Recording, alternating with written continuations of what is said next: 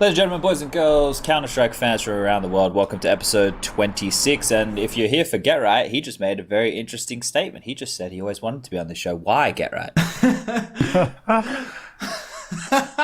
Why are you like throwing me under the bus? Oh, I'm curious. Because we're just three dudes who are just chilling out. I want to know why you want to hang out with us, because not many people want to hang out with us. I mean, I'd rather be doing it off stream, right? Hey, look, sometimes off stream things get a little bit more interesting. There's lots of water. It's great fun. But anyway, we'll get to you in a second, Chris. I got to introduce my two regular co-hosts here. We've got Prof. Prof, you've been on holidays recently. How you been? Good.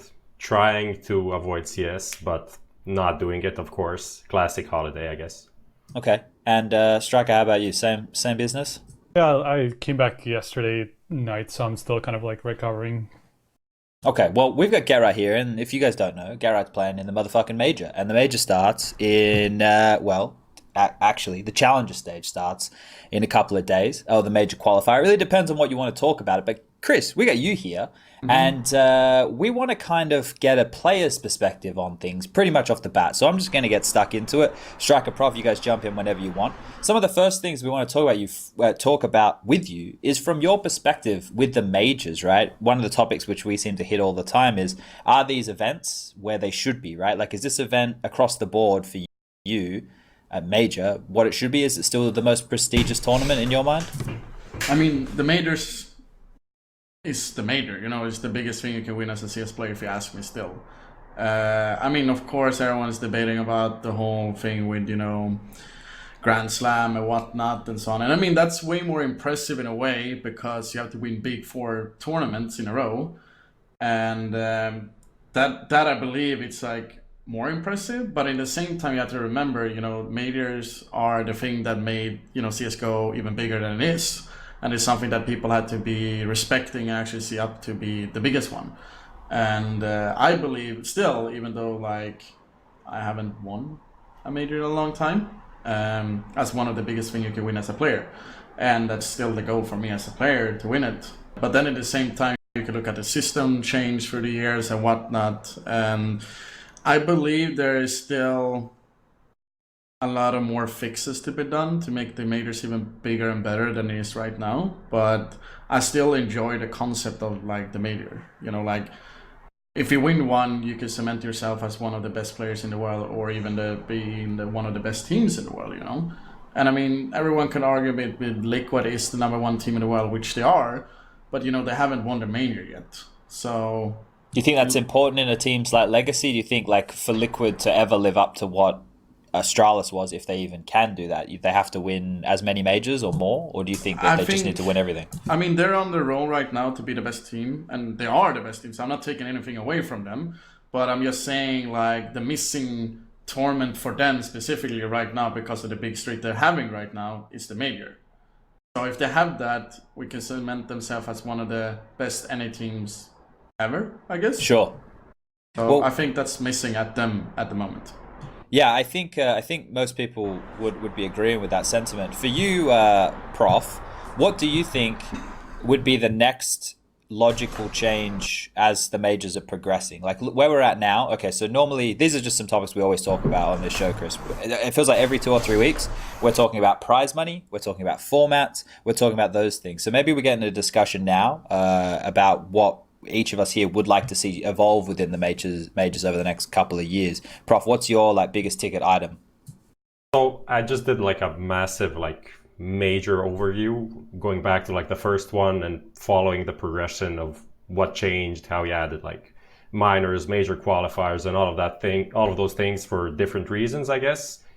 The thing that I think at the moment is the worst is just that there's a lot of time between the majors, and the amount of teams that go out of the major is very small still, even with this rule change where like 03 teams go out and need to requalify. And there are only a couple of spots, especially from Europe, only 3 teams can qualify for a major, right? So we have these situations where the majors are always going to be more like the World Cup than like a Cologne at the moment, where it's like the best invitational. There's going to be some worse teams from different parts of the world, but I think it's just like the competition is not good enough And that the only way to change that is to maybe change the way people requalify and qualify and keep spots for the major, right? So that's the thing I hope will be changed somewhere down the line. Chris, with that there, do you think that's something that you agree with or something that you would want to see change? Like how many teams hold on to spots? Sorry, Oh, I think I lagged out here. We may have lost you there for a moment. We are getting a lot of vehicles. Yeah, wait 1 second. I think I connected myself again here. Not sure. I should be back again, right? Am I? The sound is here. We can hear We you. can see, we can hear you, not see you. I think. We can see you now. You're Oh back. yeah, there you go. Okay. I got into my own world there with that issue, so I didn't really follow. But, Okay, so I'll catch you up. Prof was basically saying at the moment with the majors, it feels like too many teams retain spots for the next major. Do you feel the same sentiment? Because right now, when you think about it, what is it? It's 14 teams hold on to spots for the major as a whole. If you think about all the stages combined. Yeah.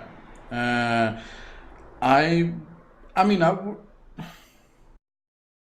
as a player, I would still stand on it, but I always say myself as a fan as well. In the end of the day, you know, like because I love CS and I love CS:GO specifically, and I've been here forever, you know, like that. But I think it would be super cool to use like a system where basically the only team that would get invited back again would be the winning team. But I don't see how a good system can work around that and actually get, you know, how will it work if only one team would get directly invited to the next one? I don't know how you can figure that out, or if you're gonna try more like a point system, like they do for the majors or for the TI for Dota, DCP you know? or whatever it is. Yeah. Right? Yeah. I think that could as well be an interesting idea to put in and see if that could be actually make more sense for the next step for the majors, you know, because if we're gonna be still stuck with this whole thing with having only the majors as the biggest one for CSGO instead of having like, you know, TI for Dota, can't you try to change it to make it even more bigger and better regarding how you qualify and actually make it more like a fight for it, you know? So kind of what you'd be suggesting is like circuit points, say if you go to ESL1 Cologne, for example, or like if you played in a tournament, you're earning points throughout the year. So we need like a body kind of to decide. And that would have to come from Valve, I guess, because that's what happened with Dota. What about in terms of the format of the tournament itself? What do you think about the major format the way it is now with the 2 Swiss systems and the best of 3s? I mean, first of all, I still see, you know, this stage that's coming up like the qualifier for the major, not really part of the major, even though they're getting the stickers and whatnot. But I see it as, why not try to make it similar to TI, you know, like now before the other stages, because I haven't following it that much closely the last couple of years, but I know before everyone went to the playoffs, for example, and then it was upper and winner bracket, you know. But when I try do something similar there, you know, like make the majors more like a bigger and better thing than it is, to have all of those 24 teams put in a big group stage. Let's lose a lot of teams during that way if you have to have 16 teams, for example, or come up with a better idea how to make even more teams to play it and actually show off themselves for the fans and for viewers and people in the audience and whatnot. And make the whole major system like a festival thing, like you feel like it's once or twice every year that you actually enjoy the show even more than before, you know, instead of like, I mean, the last big tournament in my head is probably like everyone else's mind, and that's Cologne one, because that feels like a major that isn't a major, you know. So why not try to make the major stick out even more? How you do it, I don't know, to be honest. I can't come up with a straight idea on top of my head. But in the same time, I'm just saying these words mostly as a fan of the game and as a fan of the professional scene. Sure. So it's like a celebration from everybody's perspective, right? Like we're putting on the best Counter-Strike from almost like the World Cup, but we're having it a bit more frequently than that. Striker, do you have anything in your mind that's a frequent topic that we have that you would want to change with a major? Well, or anything one you think of, topic. Chris? One topic that I feel like we've always had with majors is every single time we have some sort of a roster problem where some team has changed or like was kind of forced to change and the rules didn't really allow it or something like that. So I feel like that's been in need of a big change for quite a long time, because now you can only make changes up to about 2 months before the major, which is pretty unreasonable considering how much is going on in that time, or in between those two majors. So that's the primary thing that I would look at this point. The format thing, I feel like we'll always get a good tournament with almost any format, as long as like the seating is decent enough. So that I don't think is a massive priority at this point. But the rosters I feel like should be assessed again. Okay, so that's a good one because we've got you here, Chris. Obviously, for those people who aren't aware, NIP at the stage of the major will be using a stand-in because of the roster issues. When you look at those issues, so we have Cloud9, they've done it. They've bent the rules. We've had Hellraisers, they've bent the rules, or they've used the rule, I suppose, as it's not necessarily intended to be used. What do you make of that with the teams putting the coach in and then using them to get a spot? Do you think that has to be fixed? I mean, it has to be fixed to some extent where teams can't use the fully lineup for the big event, you know. And of course, we don't really have, you know, different seasons where it's off season where you can change up players or the teams are changing players and whatnot, you know. So we know for sure they're gonna put in everything for the major or the next big one, you know. But I believe like the reasoning for most of the teams are, you know, short-handed, and it's actually during those 2 months period of time. So Valve had to bend the rules a little bit more. I mean, sometimes I think and believe that the rule is actually pretty good, but most of the times it's just ridiculous. Where it's like, at least for us, for example, with Plopsky qualifying for a minor with Ancient, and he's stuck there and he can't play the major with us. And I know, for example, we had an issue with Piff a couple of years ago when we had to use Fret as a player instead of him because of the visa issue he had, you know, and we couldn't use another player for it. So they forced us to use Fret as a player instead of Aller, for example. I think we even asked Aller during that time period because he was still a player, or he was the last player we played with beforehand in 2015. This was beginning of 2016. And we asked Valve around like 1-2 weeks beforehand, I think it was 1 week, if we can use Aller because he qualified for the next, like, you know, the Legend stage or whatever it was then, with us, and he didn't really have a team. I think he just joined up with ENS, so they haven't really started playing then, and it was like the first ENS lineup for a couple of years ago, and they denied us that request because he was not signed up with the team, you know. But that's kind of weird because he was qualified with us beforehand. Why can't he be the stand-in that we can play with, you know? And I think he didn't even like try to qualify for that major and whatnot, so we were forced to play with Fret, for example. But at the same time, I think it's needed to have some rules. And at the end of the day, how it's supposed to be like, I don't know. But I think it just sucks for a lot of teams. Like, let's look at a Brazilian team, for example, has to use their coach to have the fifth player, or Hellraiser, like bending the rule a little bit to make themselves to have that spot still and whatnot. You know, it's not really a working system at the moment. Yeah, my question is, did you ever have like a discussion with any Valve people about this thing, about the roster locks and stuff like that? Did you hear anything from their side why they think handling it this way is a good idea? To be honest, I haven't talked to them in a long time, personally, or online or email or whatnot. So it was a long time ago I did specifically talk to them. So I'm probably the last person you should probably ask that thing. Do they now no longer do those like big meetings at the majors where like almost every team is there, like has some sort of a representative? I know that used to be a thing for like a couple of years ago. Yeah, I mean, I remember that when we were always in the majors and we always had discussions with them and whatnot.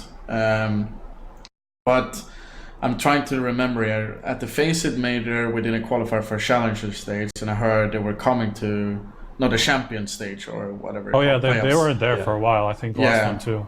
They're only rocking up for the last like 4 days now, right? They used to come for the whole thing, and now it feels like they're there only for those playoff days. So it's getting a bit harder to talk to them. Exactly. And I mean, last time Katowice, we managed to get the playoffs, I have no memory of seeing any one of them there, if I don't remember wrong. I only saw them when we did the Danger Zone show match. I didn't see them again at all.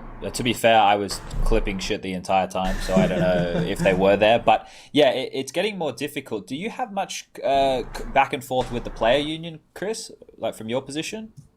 Well, I'm the only one from our team in that one.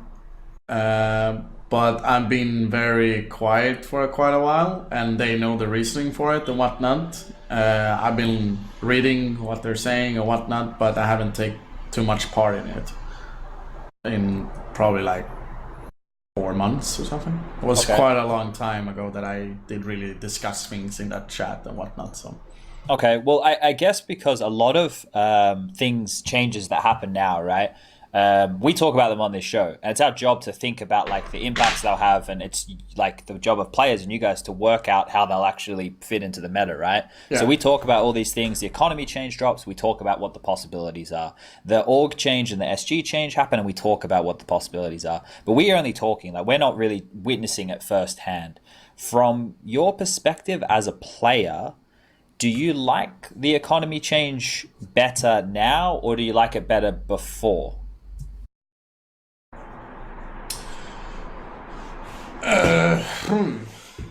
I actually haven't gave too much thought into it, to be honest. I think it's a good change to actually make it more, more entertaining and actually more gun runs in a way, which the game is, pretty much more even in a way, because you want to see, the best players in the world and the teams, go head to head with the guns instead of getting money fucked all the time, so the other team are basically winning 16-3 when it's supposed to be more tighter, So I think it's a pretty nice change, but I remember the first version, or if you could say like that, when they released it, when it was kind of like, it felt like the other team never had an eco ever. So I think the changes right now is pretty good. So sometimes during the game they're actually gonna be forced to have an eco, so then it's showing off that you actually are giving some edge in a way when you're actually getting them to make less money and so on. But regarding it, I think it's a pretty nice feature into the game, because now I come back to what I said in the beginning. I've played this game forever, and the other versions and whatnot, the money system has never changed. It's always been the same. And I mean, everyone knows it was Shagor back in the day, so you just gave up like an idea how to make the money system work. And that was like, what was it, 2002, 2003?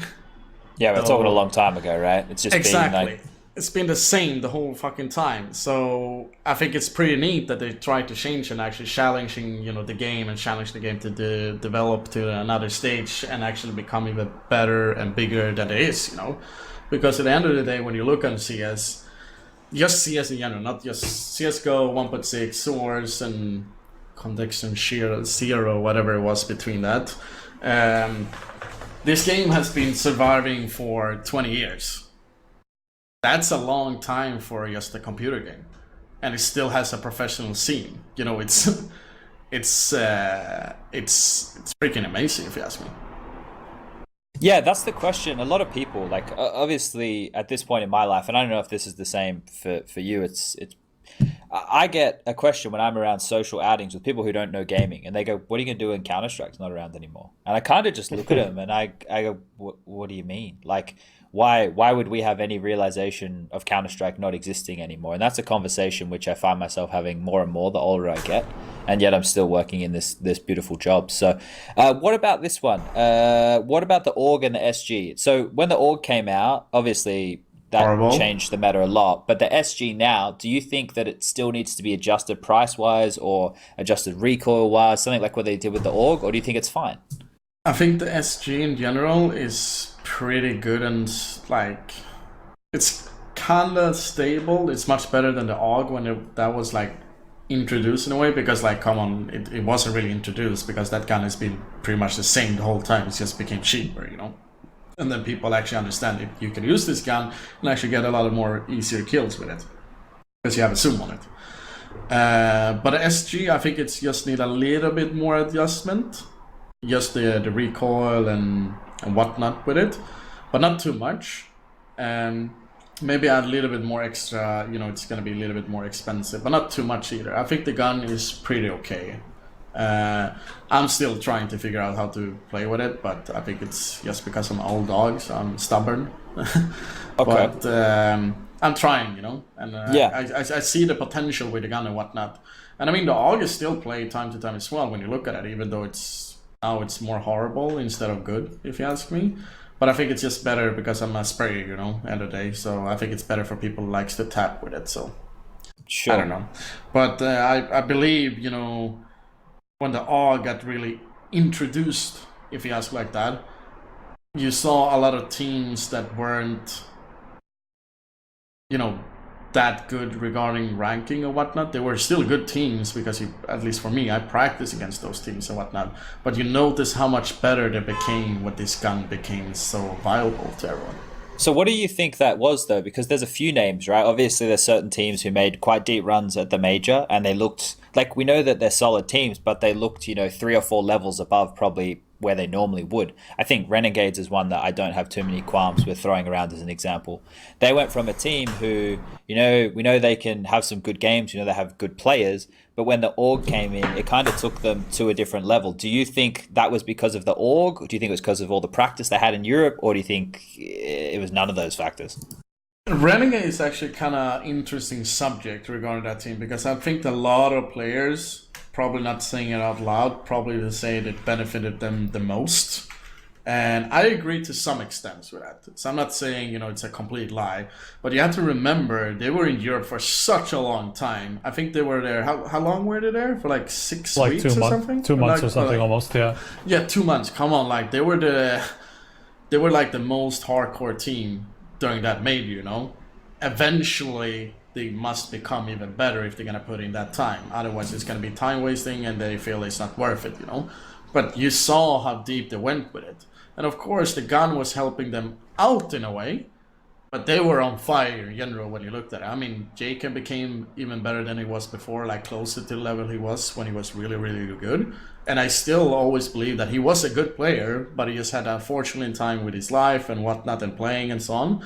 And the rest of the guys, they were introduced to the scene when the European teams aren't really used to this kind of players, So they have all the agreement or ingredients, or I don't know the word, whatever, to make things, surprising for other teams who are not used to it.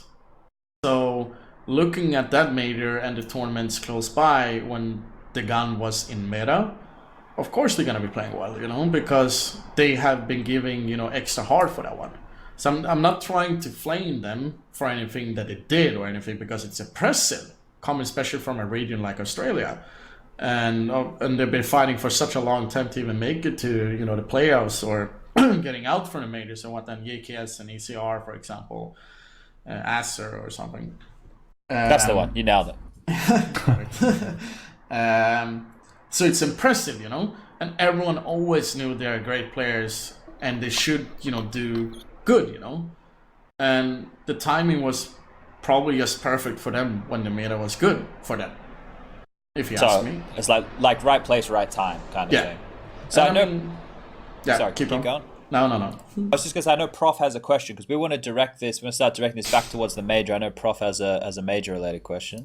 Yeah, just like before we go into all of these like major qualifier teams and do the pick-ins and stuff like that, you obviously came in kind of early from the vacation to play the EPL relegation stuff, and now you're practicing for the major. So what is that kind of the feeling like in the team going into this, not in the team, but for you personally going into this major? How is everything going for you?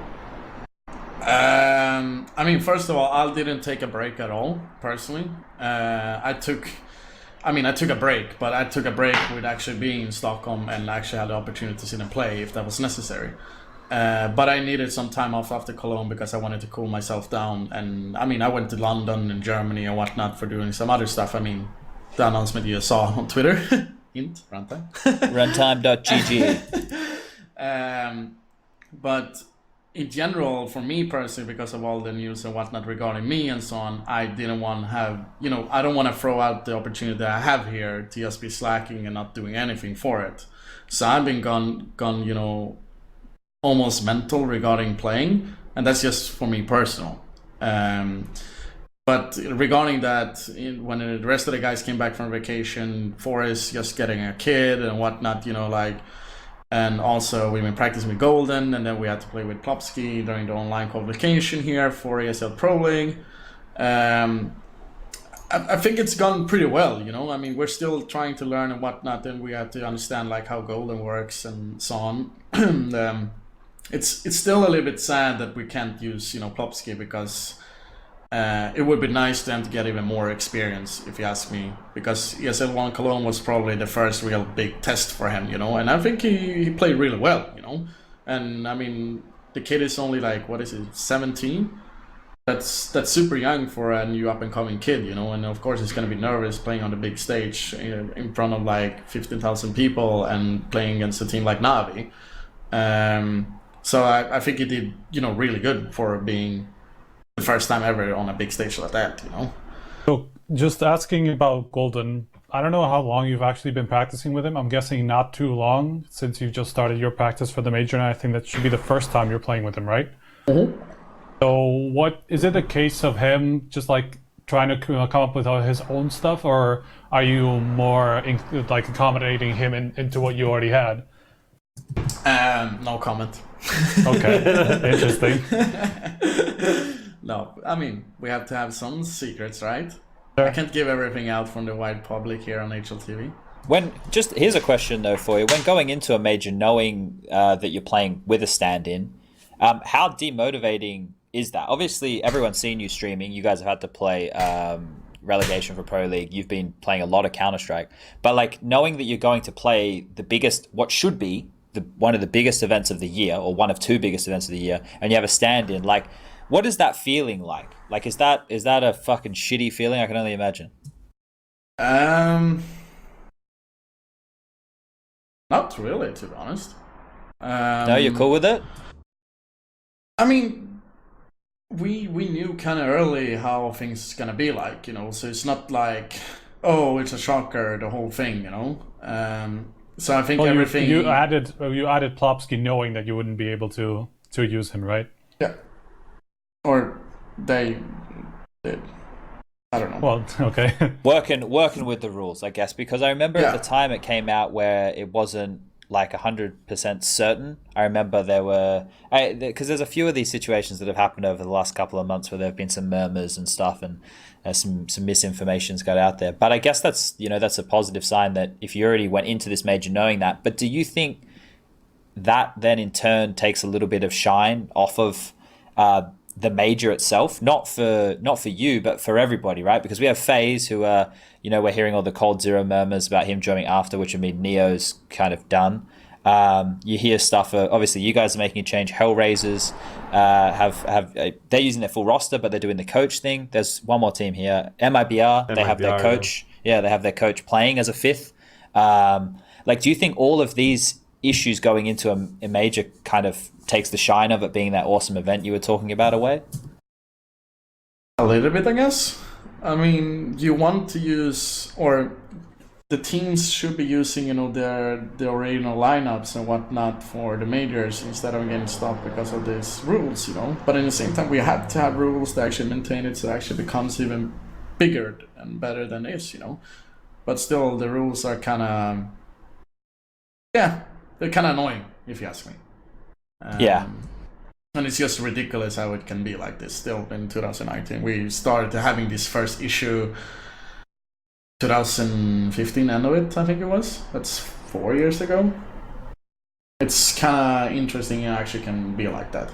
Just curiously, because like on this podcast, we spend our time talking through a lot of ideas and thinking about different things and all that kind of stuff. What do you think would be, I'm not asking for your 200-page essay on how to fix everything with CSGO and its infrastructure, but what do you think would be like a good first step for looking at fixing these things? Because the communication with Valve on certain updates before, like it seemed like Valve have gotten alerted of some problem when it's become an emergency, and then they fixed it within a couple of days. Do you think this is a problem that isn't being pushed hard enough to Valve, or like even if it is, how do we change this? Like, do you have any ideas? I mean, I think this issue has been, given to Valve a lot of times. So it's nothing new for them or to us, the professional ones, in the scene. It's just like they're very, how to say it, they're still sticking to this rule. Like they're not trying to change it or trying to fix it or trying to do anything with it. This is the rule they set up, and this is the rule we're supposed to follow. It feels like. Maybe, I don't know, maybe if there's a new employee coming to Valve and actually works even more on CSGO in the future, maybe changes will happen, but I don't really see it anytime soon, at this moment at least. Maybe I'm missing something, maybe I haven't heard anything or something like that, but I know at least that the player union is trying to fix up the things, and it looks like some fixes are happening. All right, well, we'll use that one because that's kind of a positive way out of this, and we'll use that to dive into the pick'ems now. So hopefully the player union can continue in the future to bring us some good changes here. But we're going to move towards the pick'ems now. Prof, are we going to do this? We'll just get Getright's pick'ems and we'll talk through his stuff, or we'll do everyone's. However we want to do it, we can combine or just like throw ideas around. However it works. I guess Lucas already brought it up, so it's there. So we just need to say what we want. Yeah, fuck it. Let's get Chris's, because Chris can talk us through the reasons. Right? Maybe he's practiced against G2 and he thinks they're looking hot or some shit. So we'll just start with all the teams who are going to qualify. We'll leave the 0-3s and the 3-0s until the very end. So Chris, who would you be kicking off in the number one spot to be coming through here for your pick'ems? Force? Yeah, you'd be having number one. All right. I have them as number one. Like, would you have them 3-0 or just the team going through? No, they're going through. Okay, change that, Lucas. I know it's your birthday tomorrow, mate, but you got to get these things right. All right. So, I also heard they're doing pretty sick in practice. Like them and Crazy, I think, like the two underdog kind of semi on the border team that are kind of destroying people in practice. I don't know if that's something that can be confirmed, but I guess Getright's pick speaks for itself. Yeah, why Getright? Why do you think Force? I believe because of the last couple of months how they've been performing, and I feel in general as a player and so on, I feel very, I don't know, surprised every time I see an official game with them. Like I see a raw potential there that I haven't seen since maybe Furia came back or came up to the scene, And everyone is... I'd rather take a gamble if I'm gonna do this, and I'd rather be, going with what I believe in as a person, as a player, when I do things like this, Sure. So you want to do the hipster picks so you can kind of flaunt it and say you're right. I mean, if you pick all of the favorites, no one's going to be excited about that, so it doesn't But the thing sense. is, like, if you look at the set of teams, It's it still a is good pretty pick. like it's This is a solid pick, honestly. Like they at this point, I feel like they are kind of even like within that top 8 favorite to make it through, or like at least like on the edge of making it through. So this is not such like an extremely surprising pick to me. It's just like obvious that there are obvious other teams to pick, given that we have like several top 10 teams in that qualifier. So that's just it. Right, It feels like it's pretty split like down the line. Like the top and bottom half are pretty far away from each other. I feel like, or like It's not as blurry, more or less right? top and bottom half. Yeah, it doesn't feel as blurry. Who's the best player on fours, you reckon, Chris, that you practice against? Who's the one that stands out? I mean, they're always using fake names. I can't remember. Okay. Like What was that. it? Okay. But there's their Opper. Exy Power. Yeah. Yeah, that kid's a fucking monster. But I mean, I just went into CS because I already did my pick'em, so I'm just looking through and seeing how it looks like. All right, I think mine is kind of interesting in a way because a lot of people would be agreeing and some people wouldn't agree to it at all. All right, talk us through your next pick then. I mean, Vitality, safe choice. It feels Yeah, that like. one's a safe one. G2, that's same. for sure. I mean, those two teams, I don't feel like I really need to discuss anything. I mean, everyone knows how good they are, like that. But I'd rather put them on a safe spot instead of going like 3-0 because you never know, So I'd rather put them there, Yeah, sure. I'll put North in there. So you haven't given up on the Danes. What do you think? Here's a question, like, with all these different iterations of North we've seen over the last year and a half, what do you think their biggest problem has been? Because there's so much potential in that roster. There's so much star power. I think that it was just mismatch. If you ask me, the players regarding who's playing in it and whatnot, all players have always been so well in that team, but it just feels like something missing, you know. And right now, I feel that Valde is doing great work, and I think that they should have qualified earlier instead of going into that last chance qualifier at the minor. But you know, I'm used to that. I'm part of that team that usually likes to take the harder road. You like the pressure, Chris. Exactly. But I'm seeing them as a team that goes through. I wouldn't be. I think 3-1, to be honest. If I'm gonna go, like, to give a score at least. Okay. But of course, it all depends on the bracket and whatnot and so on. There's a couple more safe. Oh, maybe not a couple. There's one or two more safe names in there. I mean, I put Furia as next one. That I would put in directly. I feel like that one's the most like up in the air for me, like out of the top 8, I guess, that you would normally pick, like from Vitality Energy G2, you know, Mao's North. At least those 6 teams, like that's the most up in the air for me. Because by what they've done lately, after ECS and what am I thinking of? Second one, Dallas. They haven't really looked the same, so I feel like that's going to be interesting to see if they recover from that and actually deliver on the major. Yeah, I mean, that's why I'm not really sure on them at the moment, like you are, or like what you're saying. You know, it feels like the same there, but I feel like I'd rather take a gamble on them. But I think it's just because I think it's not even a gamble because of the bottom teams. I feel like there's just it's so hard to pick from the bottom who could surprise. Maybe like 1 or 2 teams there. Yeah, but it's still, I think. True. I mean, I would put everyone would probably put Energy as well there. No matter what, I expect them to go through. Like, I don't really have anything to say regarding that team. I mean, I haven't practiced against them as well, so I don't know anything. Well, how is that going or whatnot? So I've been having a look. I've been having a look. Like, obviously they're just prac results, right? I still have some of these people on Steam Friends, and some of the stuff is FPL games. Some of the stuff is like prac matches between teams, and I can see like what maps they're playing and whatever. None of their results look like blowouts, but I'm also not monitoring Tarek's Steam 24 hours a day. So that's another thing. And then I guess this is the one that I'm a bit curious of. Mouse Sports, you haven't selected yet. Are they in your mix?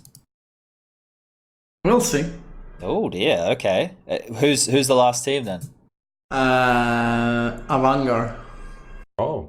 Really? I don't want to be that guy, but they've looked fucking trash recently. Well, I have to support my brother from another mother, Adrian. That's why I put him in there. I believe in him at the end of the day. I definitely think there is a chance, and their first match is against Complexity, who is also not the strongest team in this qualifier, and from the teams that they could get, not that bad. But as Sponge says, their recent results have not been that good. So I'm not that confident, definitely. In the qualifier on the 11th, they won all of their. Oh no, they didn't. They lost a win strike. Never mind. Cancel that. Anyway, that was a good one. All right, Chris, who got 0-3? I mean, in the end of the day, like, if I can stay or wait a little bit before giving that team, it's just like I'm still not settled with these kind of teams below at those 7 teams. I mean, this is what I did when the pick'em was released, and I think I did it even on my stream. Oh, now you've seen the matchups and that kind of stuff. Yeah, of course. I mean, this is what I did before the matchups was going out. So I have no idea. I haven't even looked. Actually, I haven't even looked at the matchups yet. So I probably should do that before actually doing the pick'em. But this is just what I want to do with my own gut feeling and what I know and so on. And this is what I will probably pick. But in the same time, it can change. Maybe in 2 days I will feel like not maybe this team, maybe put in another team or whatnot. But I'm pretty sure I'm gonna stick with it at least. Out of these, I personally would be like somewhat. I already talked about Furia, up in the air. Avangar, obviously, they are like one of those maybes that could show up and make it to the major, but like probably on the edge. They're not going to be confident, I don't think. And then obviously you have Mousesports, as a potential replacement for one of those teams, or maybe even Crazy because they've been looking pretty good. So those two teams specifically should probably be in contention at least. Yeah, I mean, I'm looking forward to see Crazy's games, and I'm actually very interested to see how Greyhound and Hellraiser is gonna perform, because you know how Greyhound is. Like Greyhound, you never know with them, and Hellraisers feels like the same there, especially since they use this, bending the rule a little bit, so they can actually play the qualifier. Yeah. And I haven't heard so much about Hellraisers in a long time. Greyhound we practiced against today, and I know they're still boot camping. I mean, they've been here since the minor, whatever. And they're doing like the same what Renegades did, I believe, like if they're gonna go the whole way. So you never know if a team like that will, become even more crazy and whatnot. And of course, I mean Complex is a team I'm very interested in see Obo play again. Haven't heard so much about him since the Face It one, so that's very cool and interesting to see, But I hope for love of the God that I'm not gonna have like that much correct, because I want to see good games, and I want to see tight games, and I want to see, everyone fighting for their life. All right, but because I've been there, so it sucks to be there.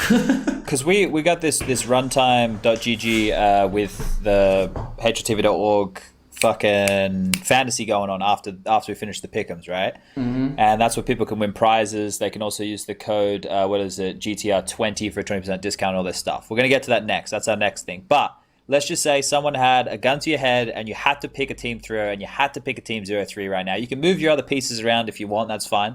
But who would you be locking in? Seaman as 03 team. Seaman Gaming. Simon? Yeah, okay, yep. All right, whack them in. That's who I put as well in mine. Yeah, I mean, them or Dream Eaters has to be like a pretty safe choice, honestly. They are so inexperienced at the national level. Yeah. I mean, I don't think I even have to mention the name, which I see as 3-0, right? Mousesports, I would say. Yeah. So Mousesports play fours in their opening game, which I think as a best of ones can be really interesting because XC power and stuff as as an X factor to deal with early. Like if he gets away with his shit for the first 6 rounds of the game, they're probably in trouble. So at the same time, I feel like for somebody like Kerrigan and for that team to know that you're playing fours first, like they're going to be able to prepare and they're going to know what they're going to be up against. This is not like one of those situations where they would have to play them in the second round, which is played on the same day. So you don't really have that much time to, look through demos and stuff like that. So I feel like given that they know this like a week in advance or something like that, they will be prepared for this. So I don't think there's an insane amount of upset potential there. There's some, sure, I can see that, but I still feel like Mousesports should be pretty well ahead. Okay. So Get Right's going with Mousesports going 3-0, Simon Gaming 0-3. That's with a gun to his head, by the way. And then Force, Vitality, G2, North, Furia, NRG, and Avangar. So the only team here that I think most people... Well, there's a couple of names, I guess, right? There might be a bit of discussion around Complexity, Hellraisers, and, of course, Crazy. I think the rest of them, you feel pretty safe they won't make that top 8, right? Yeah, something like that. But, I mean... I don't know. I feel very disappointed with my pick. Or picks, or whatever like that. But in the same time, I guess I have to still reconsider it or like consider it that I did it before I even knew the matchups. Sure. So yeah, maybe I'll get a more understanding before the group stage starts of the teams. Because I actually have the luxury to play against a lot of them. But I can at least say out like this. Then I haven't played Mousesports. Oh wait, we can actually go from the top there. I haven't played Complexity, Hellraisers. I played Avangar today. I haven't played GT in a long time. Vitality the same. Greyhound we played today as well. Mousesports haven't played against. Force today. Or Force. Energy haven't played against either. Tyler the same. Korea the same, Greece the same, Seaman the same. But you've played against Syria though in tournaments, right? Like, yeah, of course. I mean, I have experience regarding that, but you always get at least a little bit more understanding when you haven't practiced against those teams, Sure. So this is kind of like a more blind pick, like that. Because at least I have the luxury to play against those teams, than, for example, you guys. So then you will probably change your opinion if you played against a team. Let's say you were playing against Ints and you were seeing KNG going nuts every fucking game. You were like, 100% they go through, But then it comes to the game day, he's not really performing to what he did in practice, So do practice results matter? No, never. But so just with what you said though, like feeling a team out in practice, and if somebody's looking good, the way that you would weight that is if individually they're looking good, or if they're looking good as a team. Because like if they're playing good in practice, you think like momentum players like KNG carry that through the tournament? I mean, I would always consider it more like regarding the team than instead of a specific player. Okay. Because you never know if, let's say, I take myself as an example now. Let's say I'm playing really well 2 weeks before the tournament, like whatever tournament it is and so on. But then on just this first game day that I'm playing, then my stomach disease kicks in, I know for sure it's gonna make me play worse directly, because it's gonna be, way more painful for me to even try to perform to the same level I've been doing for the last 2 weeks. You never know, because it's humans we're talking about. Things can change during, maybe the pressure comes up. Now let's take Obo for example. He's young, he's his first major, maybe he's getting me really nervous, or maybe he's super cool. You never know about those factors. So anything can happen, So, and especially this is the major qualifier or group stage or whatever, everything's on the line, it's on the line. It's so exciting to play, and not to play, to watch more. I hate to play it because I've been there. It's a bloodbath. But it's just very exciting to see the games and see who's gonna perform and whatnot, or not perform, because I don't want to blame anyone or talk bad about anyone, but more, see who's gonna fit in to actually qualify for the stage that we are in, for example. Sure. And that's where all the business goes down when we get to the legend stage. I have one question for you before we get into this fantasy stuff. This is one thing that really, really I think about all the time recently. It's with all these prodigies coming out, with all these kids who are like fantastic at the game at a very young age, right? You were very good at the game at a very young age, but the game has changed a lot since you've been playing it, right? Yeah. For me, I try and process it, and I think like all the puzzle solving of Counter-Strike that we did over the last 10, 15 years, the kids today they get to jump straight in. They don't have to do the same levels of learning, right? They get more of a direct path. Yeah. So, but that doesn't explain why they're able to understand the situation. Well, maybe it does. What is it that you think is making these youngsters today? Why are there not so many of them, but why do you think they're able to be as good as they are at such a young age? Because they have all the right tools.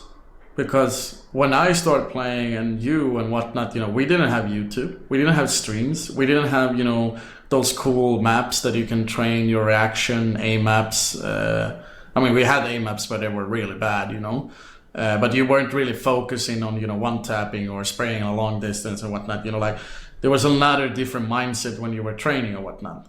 When I played in 1.6, and this is something I tried with, for example, learning the spray technique of 1.6, it was very difficult. So I only played that map. I never remember the name of it, but it was like a long hall when you literally can just see the terrorists, the bot stove, of course, just spawn. And then you were literally, the only thing I did maybe for 1 hour every day then was sitting and spraying in a very long distance to train that up. And I think I know a lot of my friends who use the same map and whatnot, they never used that technique. They always went for tapping and whatnot. But for me, I had another different mindset to actually try it out, But, that's what I did, but it was, I think it's just, there's so much more things today than there weren't back then. So I believe that's why it's so much easier for the youngsters, or how to say, to learn more and become better faster and whatnot, because all the tools are out there. Like downloading a demo from HLTV back in the days took like 1 hour because of the slow internet connection, and the demos back then you couldn't even go back in the demos. And now you have programs where you can go back and forth and actually look up what's happening or whatnot. Like you can get a more better understanding of the game than you did then. So sure. I think there's so many more like other factors actually to consider in. That's why they're so much better than maybe someone were at their age during when I was young. So do you think, like I'm 30 now, for example, and I'll just use myself as the example here. Now, for everybody watching, I have absolutely no desire to try and play professional Counter-Strike again, as it will be terrible. But do you think, right, that because of all those things you're talking about, that people who are older can do those same things, or do you think that it's younger people are able to absorb that information a lot quicker, and people who've been playing for a long time have all those preconceived things from older versions of the game they can't look over? Like obviously wall spamming in 1.6 is an example, or like the way you could move in Source. Do you think people who were professionals or played a lot of those games can't move past those things? I mean, I'm an old dog. I have a lot of issues in the game that I can change because I'm used to different things in the game. I can't give you an example, for example, but at least on top of my head. But I mean, the best one is probably why am I spraying all the time, because it's just stuck with me, the whole freaking time. So I'm just so used to it, and it takes a much more longer time for me to remove that habit, than it is for someone that's like 16 and goes into the game and seeing someone that like Scream when he was in prime time going around and, one-tapping people and whatnot, So I don't know. To be honest, I don't know. It's just like I think it's gonna take a longer time for someone that's much more older, because the learning curve is in general when you were a kid. It's much more easier for you to learn other languages and whatnot instead of someone that's like 10 years older than you. Yeah. So I think it's the same thing there in in life in a way. Sure. All right, well, we're going to use this to pivot forward now onto the fantasy draft. So we're going to, you look at the bottom of TeamSpeak, right? There is a link there. I want you to join that, name your team, whatever you want. So guys, what we're going to do now is we're going to do a fantasy draft for the major qualifier or the challenger stage, but we're going to do a money draft, I believe. Are we doing a money draft? No, we're doing the snake live ladder. draft. We're doing the live draft. We're doing the live draft. And then after, we're going to do the open one, just quickly. Now that one, the open one that you can all join, if you go to HLTV.org, you can go to the fantasy section, and there is a HLTV crossover thing with runtime.gg, which GetRight is, I believe, an ambassador for. Yes. Is that right? And as I mentioned, you were able to win prizes with the league, the open league. That's for everybody. And I mentioned before there was that code you can use on their website, GTR20 for 20% off things at the Runtime website, which is like fitness stuff. So everyone should be motherfucking healthy, because we sit inside. By the way, I invited our only subscriber from like way back, or maybe not only one anymore, but All right, so Antelope Man. At the moment we've got Striker in there, and we've got me in there. So we get Lucas in there, whose birthday is tomorrow. That's the producer. We'll get Prof in there, and we'll obviously get GetRight and the subscriber that we have. And we're going to do this draft. Now, for those of you who aren't familiar with the draft system, we'll do it live. You get a random pick order out of all the people here, and you pick one at a time. It's a snake ladder, so you go all the way down to the bottom, and the bottom person gets 2 picks, go back all the way up to the top person gets 2 picks. That keeps happening. And you're just trying to end up with the best team possible. If you want to do the runtime.gg one with HLTV.org, that one there, you just get a certain amount of money you start with, and you pick the best team that you think. There's these new boosters that are going on. Have I missed anything here, Prof? I think you covered almost everything. All right, good, because I have to go back to work on Friday. So, but just for short, like the pointing system is based on the rating, so whoever has a high rating gets more points for your team. You need to get more points to win, and that's more. I have a question though. Yeah. Why is Sponge a Cloud9 fan? It's kind of an inside joke. Yeah. But I am a Cloud9 fan now that they got rid of those Europeans. Anyway, the draft, Chris, can you see the draft button on the HT website? It says draft there. And then it should be like locked. I just open it. It starts in 20 seconds or something. Cool. And this is just for this stage, right? Yeah. Yes. It's just among these 16 teams that we just talked about. Okay, who's starting then? It'll let we'll us see know about that. Yeah. Oh, very so shortly. it's random, You right? have the pick order there, like in the chat pick order log thing. You have pick order, so it's gonna pick in a second. And it's Lucas, and you're second. So the first pick in this tournament. It's pretty is kind fucking of, obvious. It's kind of fucked. Well, exactly. all right. Oh, it's me? That was pretty obvious. Yep. Oh, who am I picking? You have about 40 seconds per pick, by the way. Running on top right. I'm done. There you go. If you click the log on the right hand side, Chris, you can see like You can who see people are who picked, picked what. Ooh. and Yeah, I took Nexa. you can talk shit. That's a crazy pick. Why? I just did it, funny not on question. purpose even. No, I'm just kind of unexpected. You didn't even pick them to go through when you picked them for your first pick. How come? Of course, buddy. I like to gamble Nexa- a bit. Nexa is insane. Very underrated. How'd I get fucked with last pick? I don't know. I went with Woxic. I think the game is just Picking my player. rigged against you. Everyone's fucking bronze. What's going on? Why is so many people bronze? Why don't we have more silvers and golds? because the major quality. It works based on rating at yeah. big events. So Oh. so most of these didn't play big events or played like one. So that's not the greatest for them. Who picked Breezy? Striker? No. So we how did have. Joe get in there? Did you? Yeah, I did you invited him. Oh, I okay. invited him. I was gonna fucking pick Breeze. Let's go with some mouse sports. I'm about to get mincemeated here, aren't I? Antelope guy. All right, this is our subscriber. He's always here watching.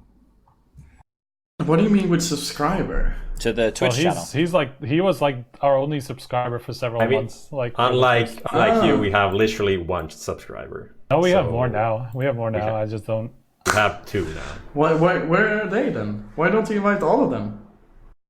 It's a great Meet all three question. of them. I don't know. Just Well, Harry. we promised. The thing is, we promised him like two episodes ago or something that he was going to join us, and then he didn't get in for some reason. Well, he better pick. He's only got 10 seconds. there you go. Ken, yes. Okay. Yeah, makes sense. It's just also one of those top priorities. Oh, someone's quick there. Amanek? Oh. And Ethan, yeah, it's pretty solid. Bertram out for blood here. There's a bunch of like crazy dark horse picks. Oh yeah, there's some players here. Like there's some names who are going to get quite a lot of impact on the certain roles. Yeah, that's also true. The That's camper another thing, role. right? There's Yeah. one player that'll love the camper role. Yep. Who are we talking about? Anyone know? He's actually being picked now, I think. So Oh Yeah. dear. Antelope man. Antelope. yeah, he picked him. So there's the Kemper rollout. There's that meme where they compare him to Jesus because he saves, and that's insane. That thing that he wrote on Facebook, or was it VK? Right? Remember Oh that my when God. he wrote that thing? Was that Instagram. real? Was it real? Instagram? No. It wasn't real. No. Like that What someone country attacked was him it? or something. Yeah, because he looked Yep. like Jesus. No, I think it was No. because he was Muslim or something. No. Isn't it because of Some joke the? like that, yeah. Isn't the joke all about it's a meme? But it was a meme. Yeah. But no one understood it, I guess. Yeah, but it was kind of harsh meme, or He just- I don't know. Oh okay. shit! It actually okay. Prof's picked sexy power. He's really gone all But in. how is this possible? Sexy power. Are we gonna start calling him sexy power? Yeah, I will. Just sex power. I'd go with that. There's no Y in it, so. Oh, I know, here but he it- is in the chat. What? Who? He's just in the chat right now. All right, so we've got Antelope guy with James. Prof's got Exy power. Striker now with 20 seconds left. Has a big choice on Yeah. his hands here. It's hard because like there's certain teams who are going to beat down on other teams, but they might not even meet each other, right? So this is where like Okay, a lot of your I- opening round picks. I'm gonna go hard. I'm gonna go hard patriotic and pick Oscar. All right, well, Whose pick are we up to now? I We're up talked to to Oscar Get and Right's he seemed confident, so it's a while back though. Is he usually confident? He doesn't seem like a guy that's usually like going out. He saying is not. He's usually nothing. He's like he just plays, you know. Yeah. I feel like. Who are you thinking, Chris? You got anyone on the brain?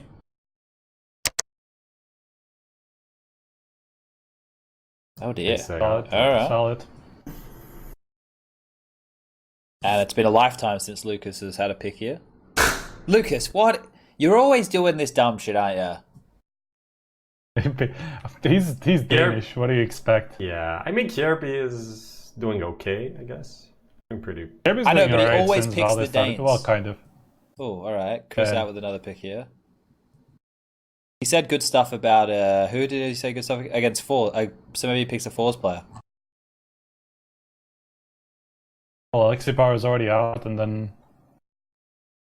Obo? Bloody Gold. hell, that's a He's risk in gold. that. Yeah, I don't fucking hell.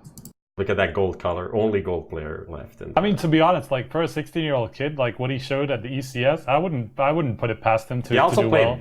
Like in a well on the stage, so. well, yeah, exactly. He didn't seem. And there's going to be effective. some sort of a stage at the first stage of the major. Yeah, here. people can watch all 3 stages of the major. Just head over to that's right. major.starladder.com to buy your tickets now. Yeah. You can even click through like the event page on HLTV to find. Hashtag not sponsor. Hashtag. Well, that one's definitely not at the minors, Chris.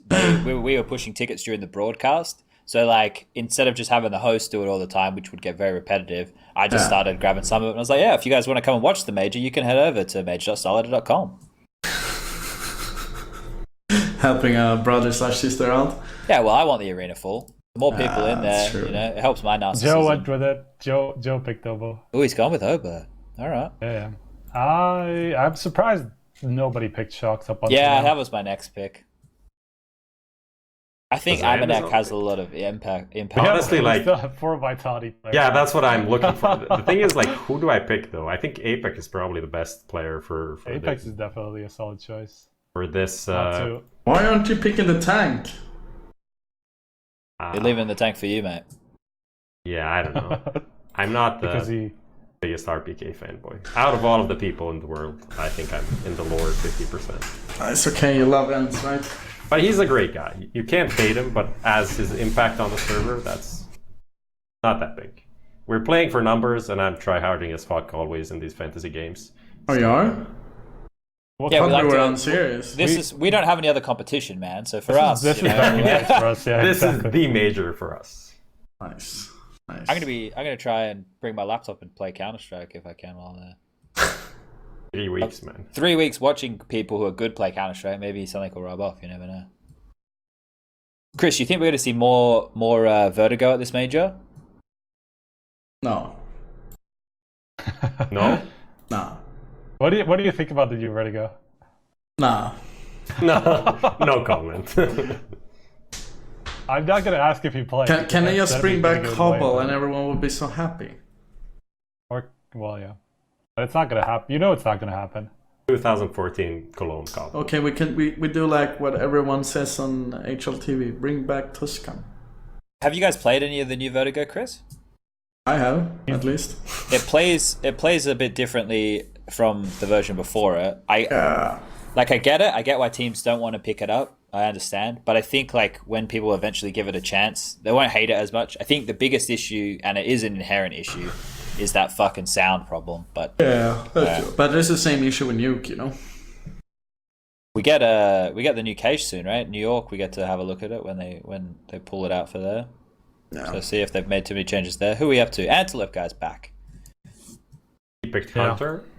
All right, guys, just remember you can head over to hltv.org/fantasy and you can join the HLTVX runtime.gg league where you can win some prizes presented from runtime.gg. If you want to get jacked, you want to get yoked, you want to get fucking massive, it's probably a good place to start. Is that how the kids talk these days? Yeah, I think so. I don't know. I heard someone say something young the other day. I just looked straight through them. All right, what do we got? This is the hard part. This is You think this is the hard part? It's getting there. I mean, there's still a couple of good players, but fuck it. Well, then You have to be a little bit careful now. I only have one more pick, right? So I guess for me, there's not too much pressure. Am I Here. picking now? Yeah. Yeah. The thing is, as well, like if you look at opening matches of some of these, you can maybe pick a player now, knowing that they're going to destroy.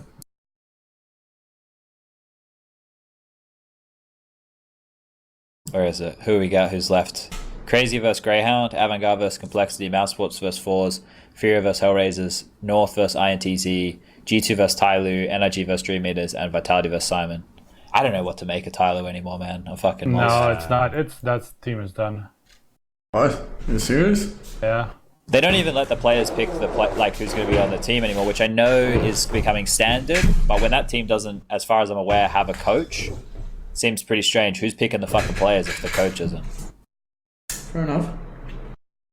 It's just they haven't moved anywhere. I thought with Jonta they were at least like going on some sort of a.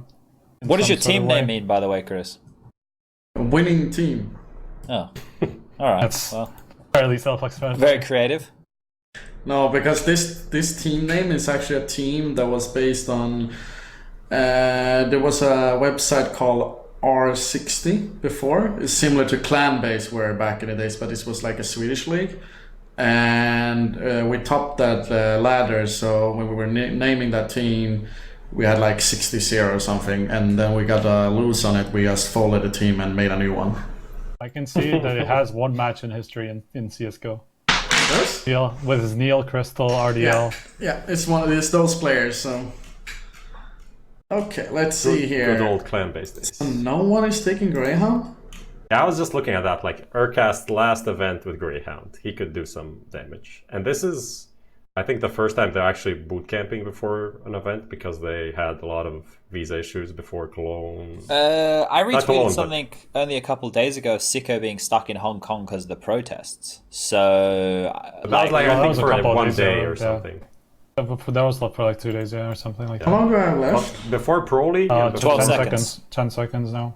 before the Oh, minor, annoying they didn't sound. boot camp at all. Quiet. Yeah, he can mute that somewhere. he's gonna I pick. He's forgot gonna where. pick Sanji. It's gonna happen. Freeman is actually, All right. I don't Not know too how he bad for played. the He last didn't pick. play that well in that minor, I think. Or am I crazy? You're not. But before he was sick in the Vichy and I am Katowice major cycle. He was sick. Actually, the player that dropped off the most maybe in the last year is Isa. Like, Yeah, we he's- don't really talk about him anymore, do we? He's Ever since not doing- Voxic left, he's not been great. I honestly don't want to like subscribe to that whole these No, two not. guys I'm duo not saying like whatever they're doing, storyline. but like obviously like the whole team basically changed. It's not even the same core, so it's kind of makes sense that there's just changes. I'm thinking. One of the last obvious ones, I guess. Can you explain me why you picked those 4 players, Professor? Why? Why not? What is surprising here? No, I'm just asking you. I mean, you're supposed to answer the question, right? So you want to fuck with me while I'm doing my pick? That's No, I'm just a little bit curious, you know. So I feel like because you're mouse sports. so way off, but it's okay, you know. It's just me. Damn. I mean, this is a fantasy league, right? Yeah. I mean, So he Like wants for to. that. He wants you to fulfill his fantasy. oh my god, oh my god. So easily triggered, so easily. Yugi. It is actually You have pretty to hard pick- He has to pick Dick Stacy. No one picked Yuki? Oh no, Yuki got picked Props just is then. bid. Yeah, Props is okay. bid. That's why Yeah. it is a bit. I've actually picked KNG. Oh, that's also kind of surprising. That kind of slipped my mind as well. I definitely. Well, thought, Antelope guy has a chance. yeah, I think we just gave him an idea. That's a freebie right there. That's honestly, I would have definitely gone for KG like 2 rounds ago if I didn't. Or are pass you him. talking him into it because you want him to pick the worst one? KNG's actually already given up on this team, so That doesn't matter. He's just not gonna give a fuck and just frag. That's what I think. All right, I've kept it like so middle of the pack. Like I haven't gone for. No one is pulling me home a lot of points. Mine's just going to be like grinding see. through. Like solid, yeah. No one hemorrhaging. So if you click that assign roles button, Chris, you can go in there and then you get I'm doing it right now. the boosters. You want to do day of, but the roles you can do now and they're permanent. You can't change them. the good thing with like Zaiwu is actually he gets the even though if he plays like 3 matches and wins everything, then he gets the how's it called? Like he just gets the average of his games that he played in the last 2 rounds, so he's just gonna get 1,000 points. That's fine. What are you talking about? What? Like Zaiwu, I was thinking that it's not that bad because it's only like the group stage. It doesn't have playoffs, so he doesn't get to rack up so much points. But yeah, the padding, like even if he plays 3 games and average like 30 points plus bonuses like 40 points, Yeah, get he's like 40 still more gonna points get like for the 200 last 2 points for games. him or something. Yeah. So not bad. Not bad, not bad. The Yugi pick wasn't that good. Like he's been playing kind of shit. Shouldn't have took it KNG. But thanks, Chris. Thanks. Oh, you feel like you've been put off your game here. Chris is fucking wrecked you. Definitely. He's playing rough, and that's fair though. Playing dirty. Playing the game, man. Of course. I don't know what to. I picked 2 operas and now I'm kind of. Are we doing the quick? I don't know if we're doing the money league.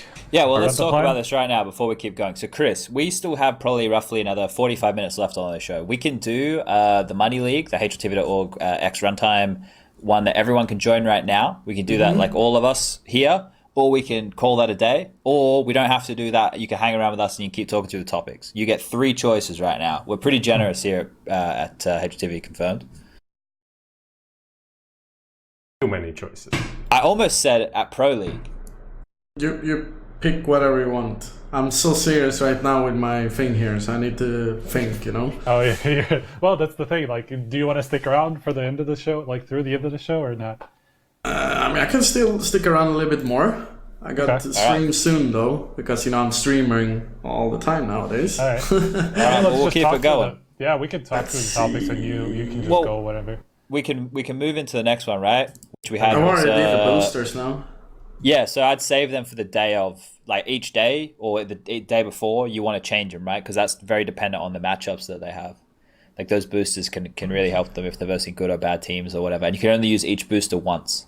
But we'll continue forward, and you can chime in whenever you want, Chris. All right. So we're gonna move forward right now. We're gonna talk about the bold major predictions right now. So coming into this major, we're talking about the challenger stage, the legend stage, the playoffs, all of it. We're talking about every single facet. So surprises, unlikely runs, upsets, controversy, dramas, anything that we have right now that we may think might be a big talking point for this major. So, Prof, you're always well thought out with these. You're gonna start. Where are you at? I just came back from vacation. My brain is literally Exactly. So you've been thinking. I cannot disclose, but I'll start. Okay, with I'll start. Okay, you start with something. If you don't have anything chosen, I'll start because go. Well, Chris already kind of took that away from me because he was talking about fours, having a really good chance. I was gonna pick them to go 4, to have a chance at playoffs even. Aww. See? For the kind of like surprises, smart. dark horses type thing. I was gonna pick them anyway, so I'm gonna go with that. I'm gonna put something on it. I'm gonna say they're gonna go at least 2-3 in the second stage. Like they're gonna be on the edge of making playoffs at least.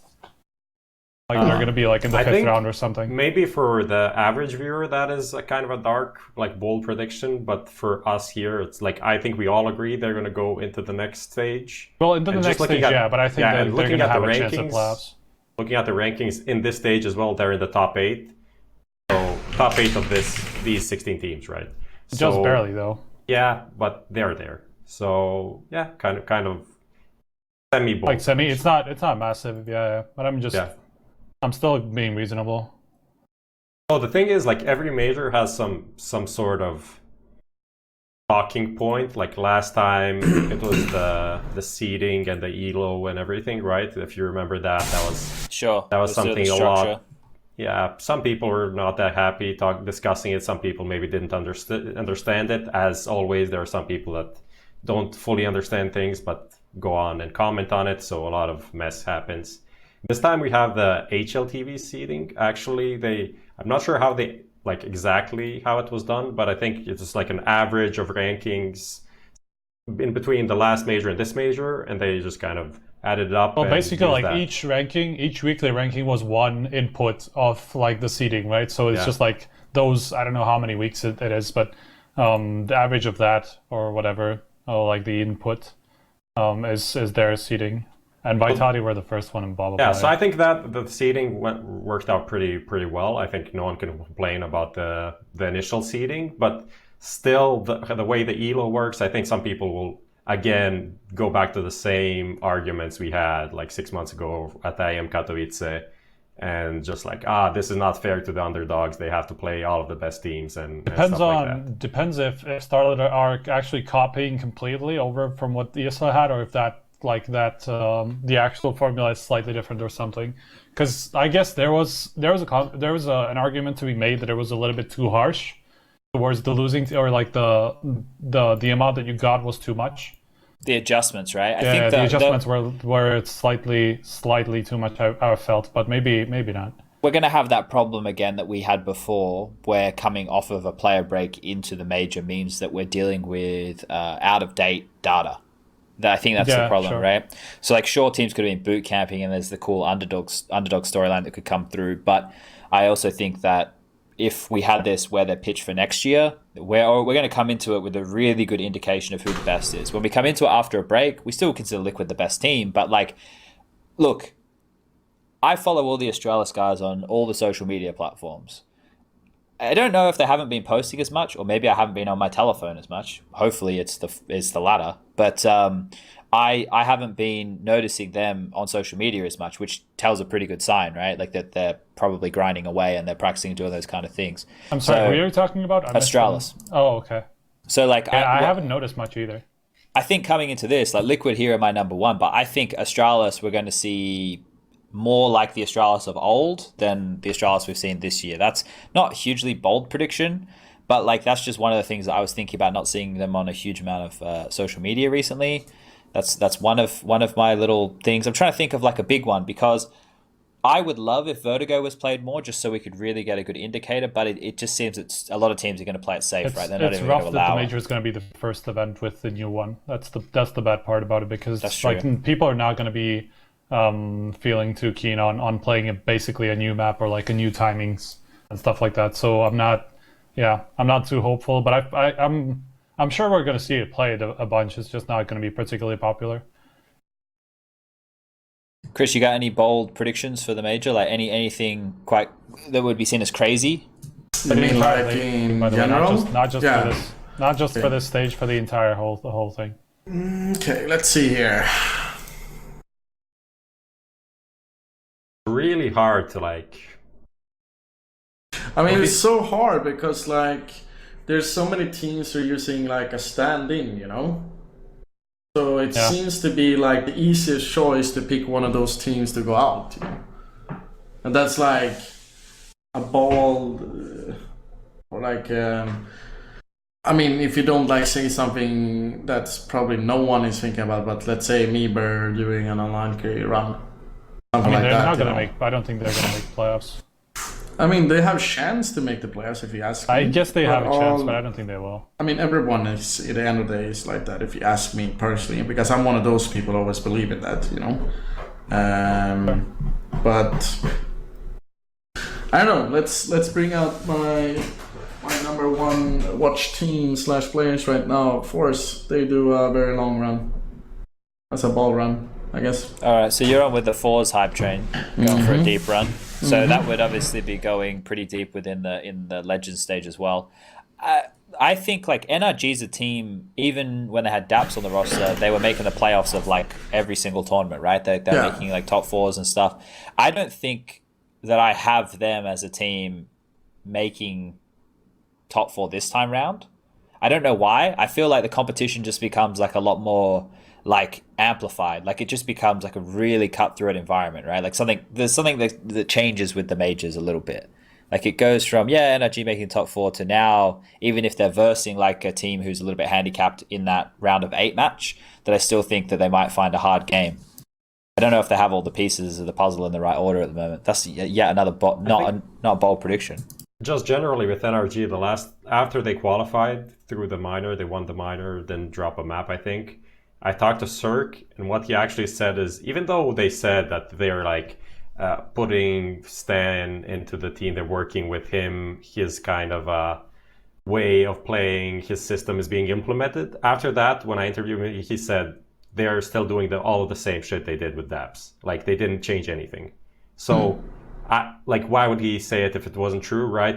Especially going into a break, he doesn't have anything to like hide or like mind game anyone. So that is pretty interesting if that is correct, that then during the break and this kind of whatever bootcamp period, they'll be coming into the majors a completely different team, or not completely, obviously they still have 4 of the same players, but a different team than what they were before the break, right? So I think that doesn't give me confidence in them, because then I'm talking about a team that I don't know how they're going to play. Right? Sure, it's untested. We haven't seen how they play before, if they're going to change their style, right? So we're going to throw one in. So I back you up on the whole thing that I don't really see them locked in as like a top 4, top 8 even team. Maybe, who knows? I'm going to throw Furia not making it through the first stage. Ooh. As like slightly bold prediction, because I'm just not. The thing is, like, at this point I just don't know, so I feel like they have a chance to go out. So I'm gonna throw that in there. Is saying that Liquid will not win the major, is that a bold prediction? I don't think so. Like, I think from where we were before, we were all like, Liquid are the best team in the world right now. Like, they're beating everybody. They're looking very dominant. I think the form that they're playing with and how good all their individuals are right now is insane, and that's all contributing to them being the best. But coming into this, knowing how many teams have had a shroud of potentially 4 or 5 weeks to just boot camp and really prepare themselves for them, I think that saying that somebody beats them in this run, it's not out of this world. Like, we've had a Gambit versus Immortals grand final in a major before, right? So I believe anything is possible, but I don't think it's like a huge, like, it's not an outsider's kind of prediction that they won't win. I think everybody will put them in their pick'ems as the team to win the whole thing, but I think that, there's always a chance. They're probably, before the tournament starts, they'd be like 70-30 favorites, right? Like 70 against the rest of the competition. But I think, like, as soon as we see some of these other teams play, that's like insane. Those are insane numbers in reality, though. Like 70-30, anybody else win the tournament. That's right now, crazy. Right?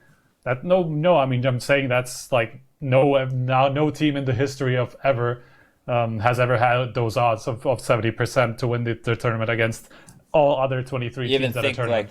You even think like Astralis at Face It or Astralis? I think they had like max like 30-40%. Yeah, exactly. Just looking at the odds, like odds for Astralis to win the Face It major are probably like around 2.2 or something like that. So that translates to like 30-40% or something like that. Yeah, exactly. Sure. Well, it's like, sure, they're gonna have like double the chance of anybody else, but not, then the second favorite is going to have like a 5 or 6 exactly rate, right? Sure. Let me try again with my point. So I don't think, like, at the moment Vitality are the second best team in the world, right? But I would still consider the biggest threat to Liquid being Astralis. For sure. Right? Like, considering the field right now, it looks like Liquid going into this should win. Like, I think that's probably where the majority of the money will be. Like, people will be behind that. My biggest one, Garrett, have you practiced against Na'Vi much? Nope. Oh, okay. Well, that's a shame. Can't ask a question about that. They're a question mark, if you ask me, at the moment.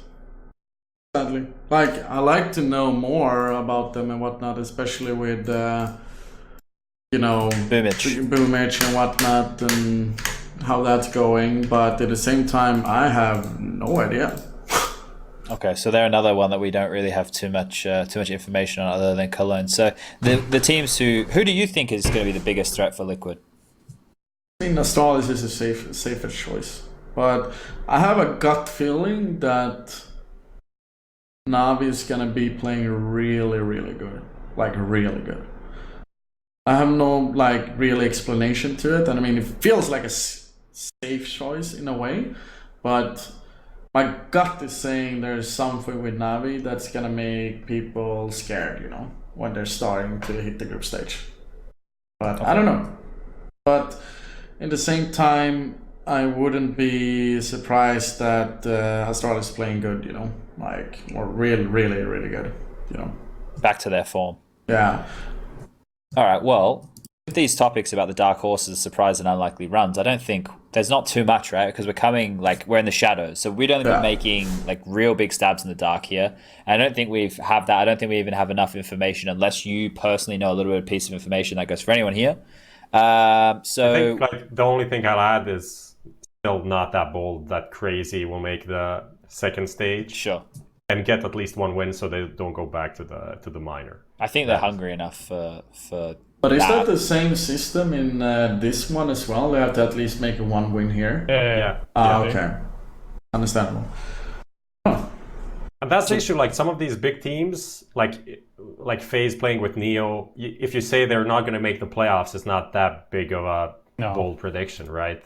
I don't think it is, considering their latest But results. if you say they lose 0-3, that's when it starts to become a big prediction, right? Like if you say like MIBR or FaZe lose 0-3 in that round, that's when it starts to become a bold prediction, because that means they have to go back through the entire cycle.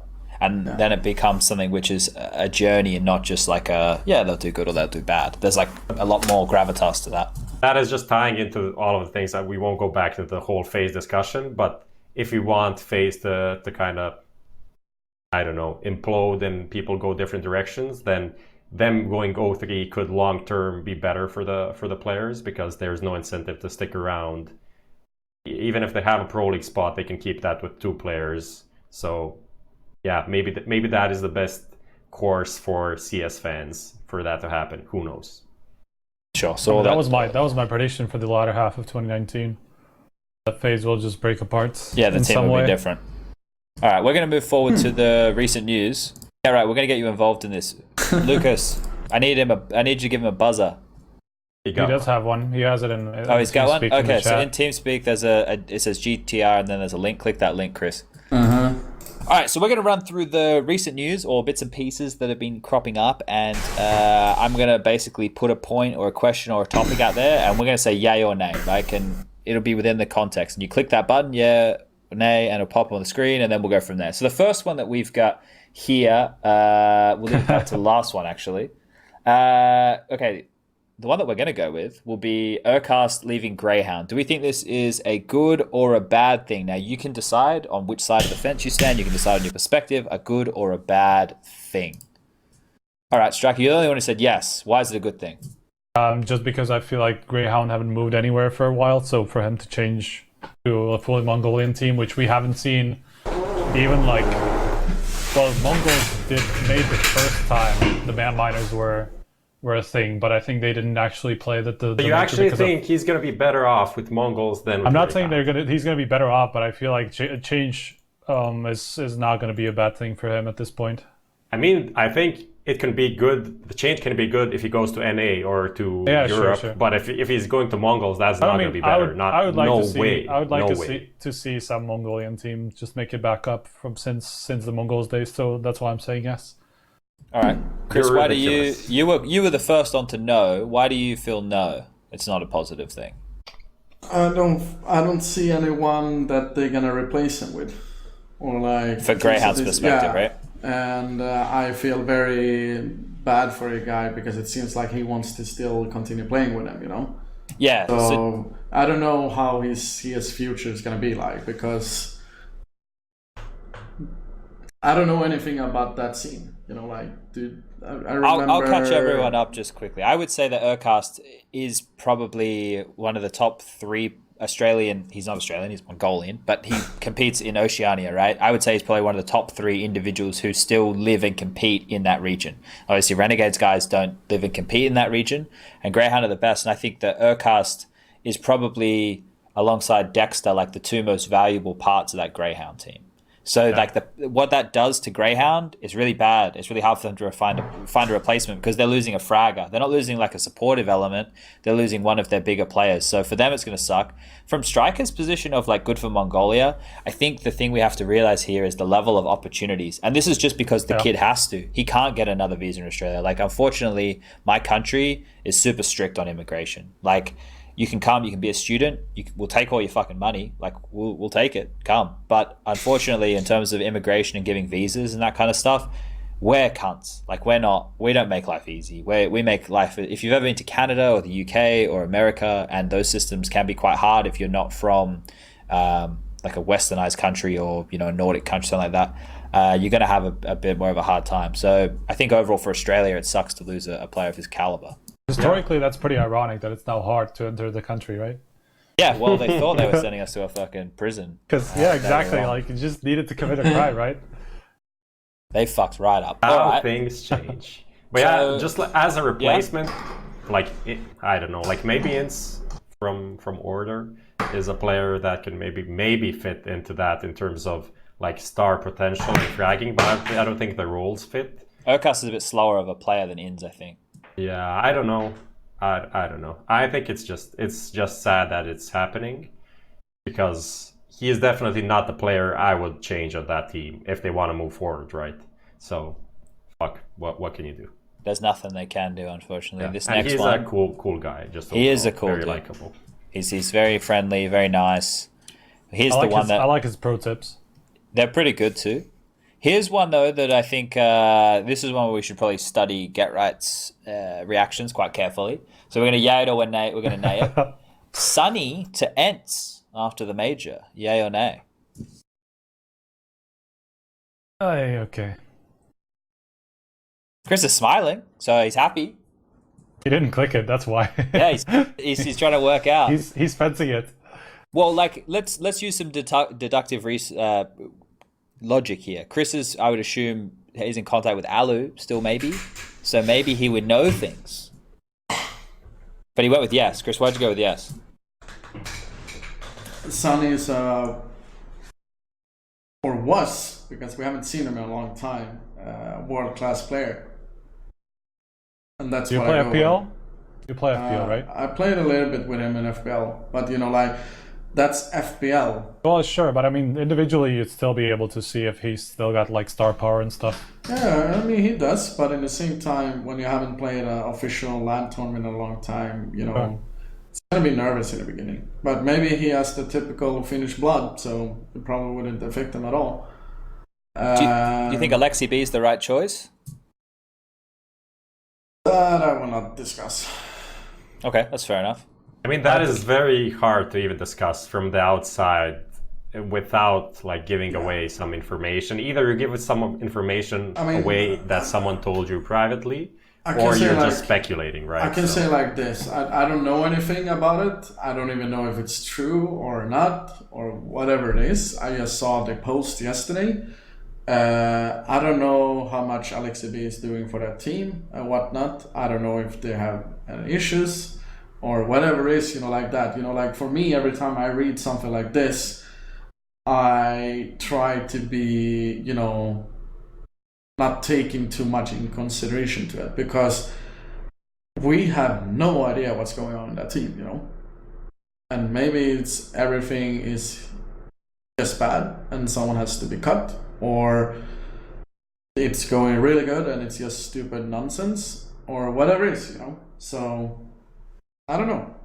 I feel like from my side, yeah, sure, we can't know how much of an effect LXCB is actually having. Like, we know he's the in-game leader, but how much of it is like, how much of the overall, I guess, philosophy of the team is actually Twista, not him, and how much he is kind of like following some type of a like a guideline from Twista, how much he's actually and doing as well, like creating strats. Yeah, exactly, creating strats and stuff like that. Who's going to take over leadership after him? If it's going to be Alu or if it's going to be somebody like, I don't know, like Seven or something, I have no idea. That's just like pretty confusing to me, just because I don't know who else could be an in-game leader in that team, particularly because none of them seem like leaders outside of AlexCB. AlexCB, you can tell that he's kind of like he's used to, bossing them around at least in game and stuff like that. He's used to taking initiative, at least from like the outside from like his persona, and I can see that in his character, and I can't see that in anybody else's. Not even Twista, who's like the coach. If you watch some of those videos and stuff, you see that Alu is kind of the leader of that team. He definitely is the captain, even if he's not the in-game leader. So sure. I think that if this is going to happen, we're obviously talking about speculations, rumors, stuff like that. Even if this is planned to happen, it doesn't mean it will happen. We've seen in the past like Zipnix being almost cut from Dignitas back then, but didn't get cut because he played like a monster and Cologne, right? 2015. So things like that happen, but just judging on what we have, I don't know. Obviously, we are very critical of teams and players on this show from our perspective, but at some point, even some things maybe look stupid from the outside. There must be a reason for why they're doing it. Obviously, they're not just going to kick the in-game leader and play like free-for-all CS just out of nowhere. That doesn't suit anyone, right? So I don't know.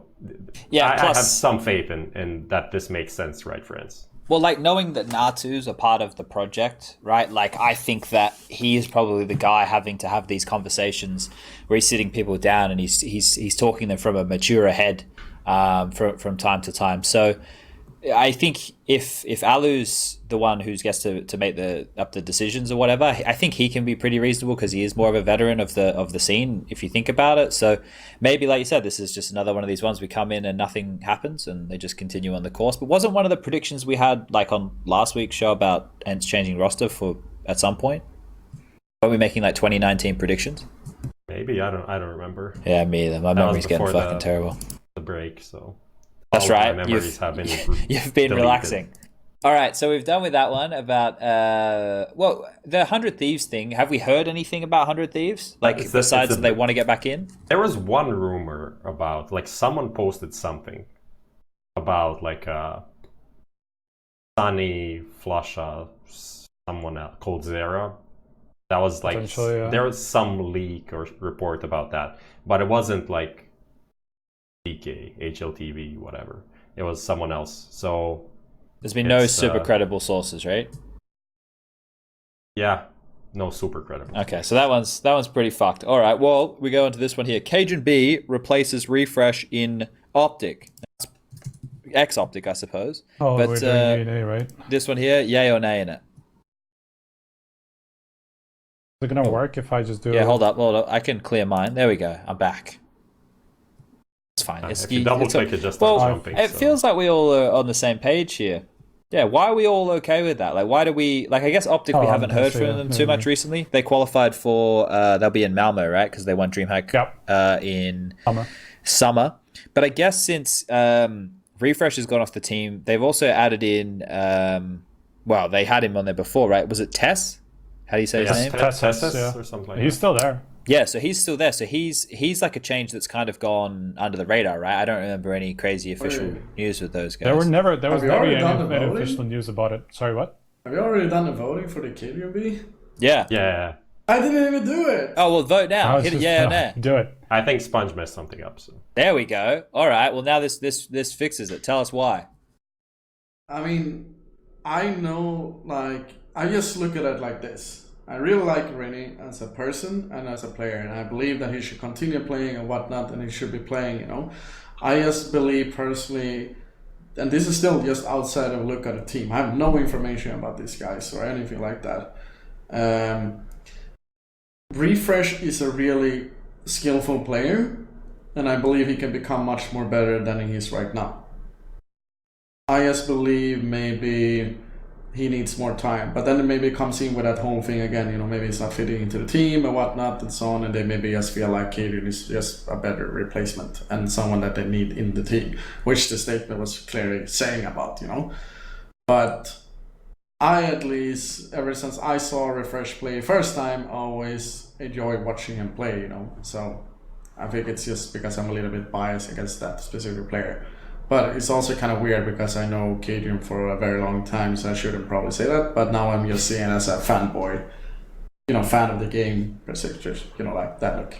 Well, that team's pretty experienced, right? Like if you look at the names on that roster, MSL, KGB, Config, they've all been around now for a very long period of time. And then you've obviously got Nico on the roster there, who's been at that same level for a decent period of time now, and then the new kid on the block. So maybe that's where they're putting all of their money, behind the new kid, right? Obviously, they don't have an organization at the moment. They're working on something new, but I guess that's where they're seeing the future is, because I think Config's skill ceiling is obviously still very high. It's just about making him consistent. That's one of the things that has been the biggest issue for him since the Dignitas days, right? So they always have that weapon. I think Cage and B, if he can facilitate the other two stars more and help them, have more impact, then maybe it's a good thing, I guess. But this is a pretty small one. Obviously, did we talk about the big news last week? I think we did. Big news was on. They've announced the coach since then. Toby's come in, who was the coach of Sprout. I don't even know if we should yay it or nay it, because I don't think too many of our viewers. He was coaching Sprout for a long period of time. Nobody knows what kind of impact coaches have on teams a lot. Like, I just remember about Toby that he was doing like those movie clips of like their best plays from tournaments and just like videos from tournaments and just hyping them up that way. I don't remember which tournament this was. That was before the minor that they played. Right? Yeah, that's right. And I just remember this about Toby, but obviously, like, you can't know what kind of impact they have, so it's just hard to gauge. We can try right now, Chris. I don't want you to throw anyone under the bus here, but this is like a curious question that we genuinely have, because we never get to see, or we never even get to hear what the coaches say in like timeouts and stuff, right? And you have had several coaches now over your tenure, and you've seen coaching evolve because you've been there when it was introduced. From getting to look at it from all your different perspectives, what is it that you think a coach should offer? Do you think it should be like he should be a figurehead and he should set everything, or do you think should be like it kind of is at the moment, where they come in and they facilitate the gaps that the in-game leader needs help with? More to the second thing you say. Okay. Fred, if we're gonna discuss about different kind of coaches I had, Fred, which is a player / coach I have been, playing and being lead by during pretty much my whole career in 1.6 and CSGO.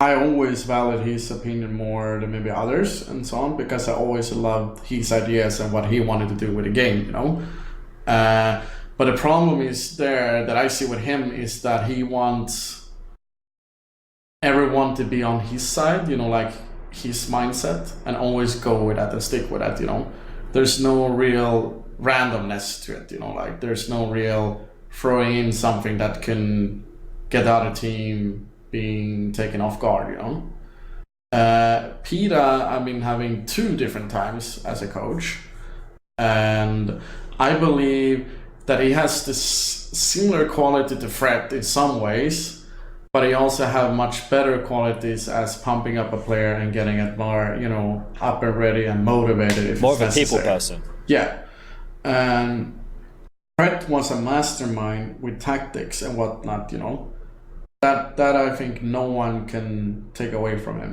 because he come up with like so weird things, and it worked. But I believe that Peta or Faruk is more liking the idea to do things a little bit more crazier, and a little bit more wide open, actually giving the ball a little bit in your own hands or something like that, So I think that Peta is probably the best coach I ever played with or had under my wings.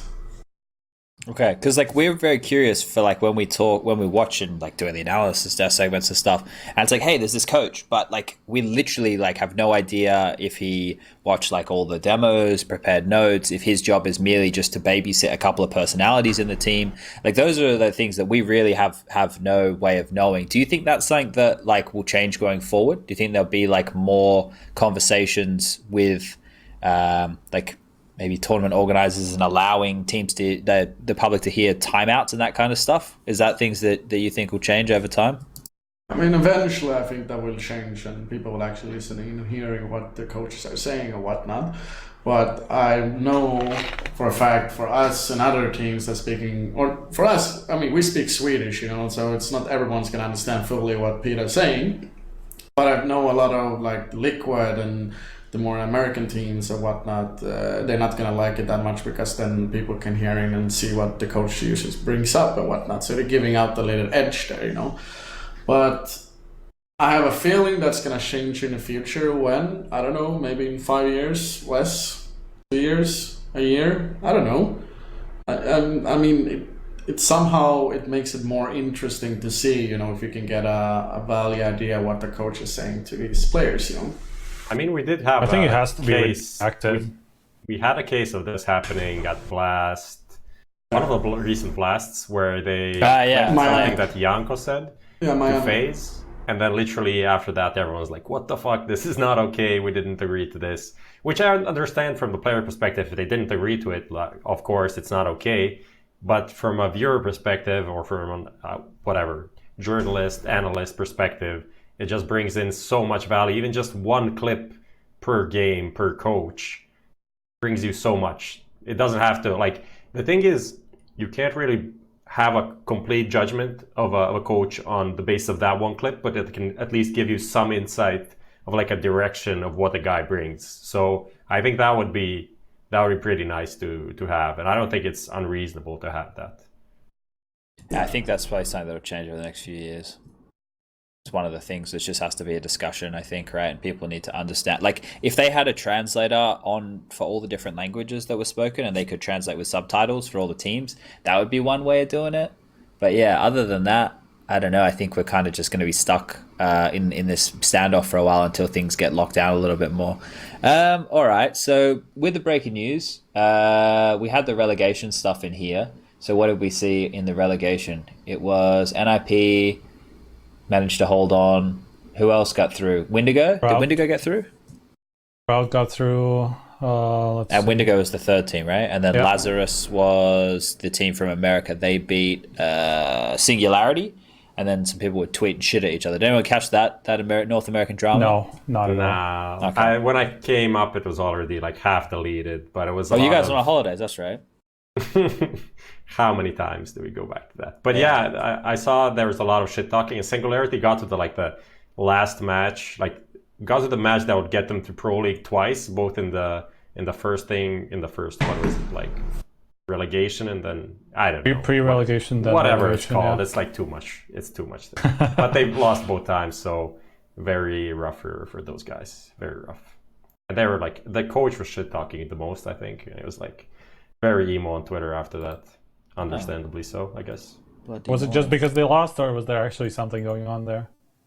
I guess him shit talking, then his team losing again, and then everyone Then harping on him again. on social media and Reddit and just flaming Oh, him. okay, I think fair the enough. combination of all of that is not the best. And he's a very young, he's 21 or something. He's just straight into coaching, so he's not some 30-year-old guy that doesn't give a fuck and just very chill.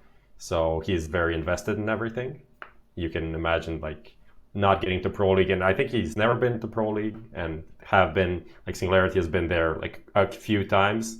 Even the last time, I think the Luminosity got the invite, they were kind of upset that they didn't get the invite, thinking they maybe should get the invite. So it's been a rough time, I think. Yeah, that's happened several times over there. And Envy made it as well. That's one team I missed. Yeah. Well, the North American side of things isn't as exciting, unfortunately. They just don't have the depth of teams over there. All right. Well, I thought we'd have more to talk about, considering it's the major coming up in 3 days' time. But there hasn't obviously been a huge amount of Counter-Strike. Chris, with you here, before we wind things down, do you have anything that you want to talk about? No, not really. I mean, I'm just waiting for the games to start. I'm really, really excited and pumped to actually watch the games again. Why not kick it off the next season with a beautiful major? That's what I look at it. And I mean, as a fan, still, I'd love to use that somehow to come back to that point. I'm so fucking excited. Sorry to use swear there, but still. That's fine. Completely fine here. You're allowed to swear as much as you want. Okay, that's good. But I mean, one thing though, I'm very curious though, why haven't the talent been pronounced or announced? Because I think it's been we've had reports that it's been changed halfway through or something. Or I mean, Chad, you probably can't really comment on that since you're probably in the loop. But I'm going to be guessing in the major. So there you go. I mean, we know already some people, right? I can't tell you about everybody else, right? Unfortunately, that's not. What happened there? Chris was joking. He was like, "I'm going to be at the major," and he's pretending to rage. So I'm going to be at the major. I get it. You know, he's adding a little bit of comedy there. I don't know why it hasn't been announced yet. Hopefully, it gets announced soon. Hopefully, we can bring you some more content because we're going to be doing shows with HLTV confirmed. Are we actually going to do it live? I don't. Did that happen? We're not sure yet. I think. Okay, there's still plenty of time. Okay, so it's up to up to the boss. Yes. It's up to the boss. But everybody, we're going to come back in the 2 days off between the stages, or is it 1 day off now?